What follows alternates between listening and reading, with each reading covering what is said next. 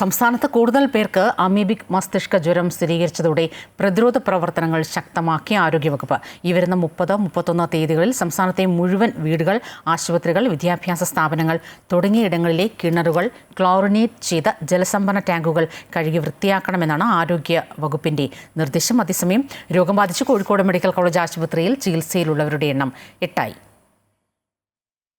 കോഴിക്കോട് മലപ്പുറം സ്വദേശികളായ 6 പേരും വയനാട് സ്വദേശികളായ 2 പേരുമാണ് അമീബിക് മസ്തിഷ്ക ജ്വരം ബാധിച്ച് കോഴിക്കോട് മെഡിക്കൽ കോളേജ് ആശുപത്രിയിൽ ചികിത്സയിൽ കഴിയുന്നത്. ഇതിൽ ഓമശ്ശേരിയിൽ നിന്നുള്ള 3 മാസം പ്രായമുള്ള കുട്ടി വെന്റിലേറ്ററിൽ ഗുരുതരാവസ്ഥയിൽ തുടരുകയാണ്.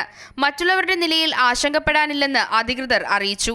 അതോടൊപ്പം താമരശ്ശേരിയിൽ അമീബിക് മസ്തിഷ്ക ജ്വരം ബാധിച്ച് മരിച്ച അനയയുടെ മറ്റൊരു സഹോദരനായ 12 വയസ്സുകാരൻ രോഗലക്ഷണങ്ങളുമായി ചികിത്സയിൽ കഴിയുകയാണ്.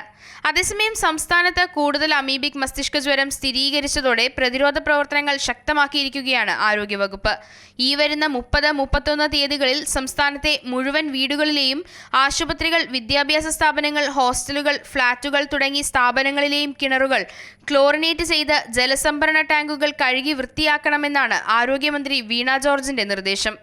തദ്ദേശ സ്വയംഭരണ സ്ഥാപനങ്ങൾ, ഹരിത കേരളം മിഷൻ, ജലവിഭവ വകുപ്പ് എന്നിവരുടെ നേതൃത്വത്തിലാണ് ക്യാമ്പയിൻ. നിർദ്ദേശം പാലിക്കാത്തവർക്കെതിരെ കർശന നടപടി സ്വീകരിക്കുമെന്നും മന്ത്രി അറിയിച്ചു. അമൃത ന്യൂസ്, കോഴിക്കോട്.